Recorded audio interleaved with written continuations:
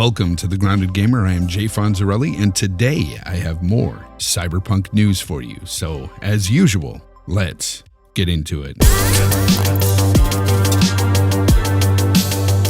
Today's news comes out of WCCF Tech, where they sat down with Alvin Liu of CD Projekt Red and they asked him a slew of questions. And today we're going to get into some of those questions right here. And of course, I will have the link to the full article down below in the description for those of you that want to read the full interview.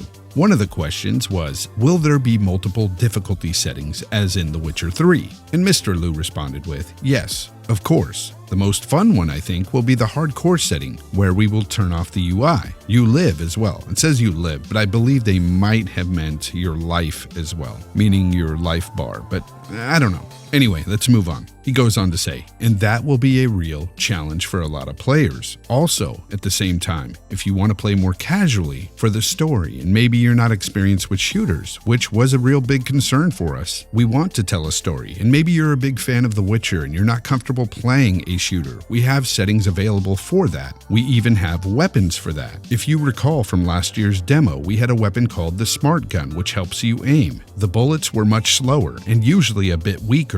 But if your aiming isn't your forte, you can always pick up the Smart Gun. So there you have it. For those of you that are not big into shooters, or you're just not very good with shooters like this, it does seem that they will have options available for you. Now, a lot of folks out there had an issue with CD Projekt Red going with a first-person perspective rather than third like The Witcher 3, and they were asked about whether or not you'll be able to see your character, and they had this to say.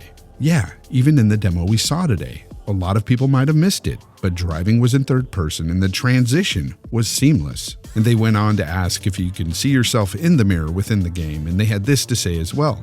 Yeah, that'll be really cool. I think the character customization is really going to be really well received. When you go to unlock the super rare outfits you get because you have super high street cred and you have a high reputation with the local gang, we want to make sure you can see that. Since you can customize and create your own character, you will see that as well. If you take a different skin tone, you'll see that on your hand. So further confirmation that you will be able to see your character despite the fact that this is a first-person game. There will be plenty of instances where you'll be able to see just how good you look within the game.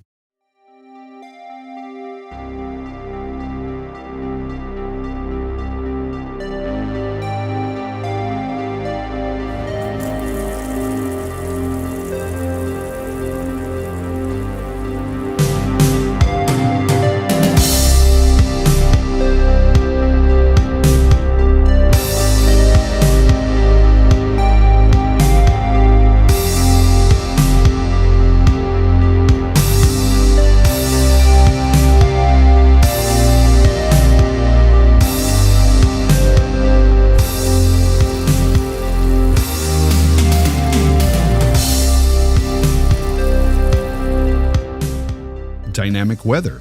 It's something that we've come to expect and is present in a lot of open world games, and Cyberpunk 2077 will be no different.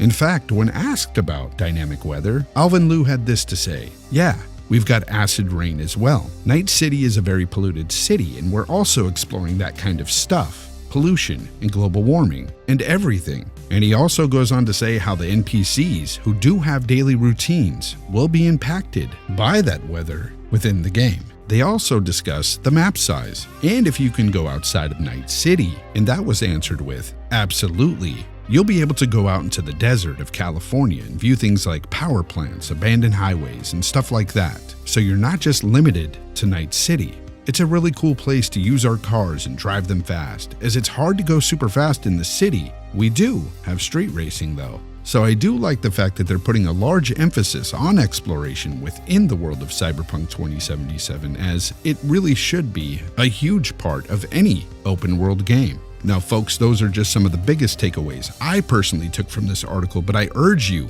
go read this article. It's in the link below. And with that said, I want to thank each and every one of you for taking the time to view this video. I appreciate it so very much. And as usual, if you like the video, please consider hitting that like button. And if you're new here, please consider hitting that subscribe button and that notification bell as well, as it would help me so very much. And until next time, try to be the best possible you. Be kind to one another, and of course, as always, Game on.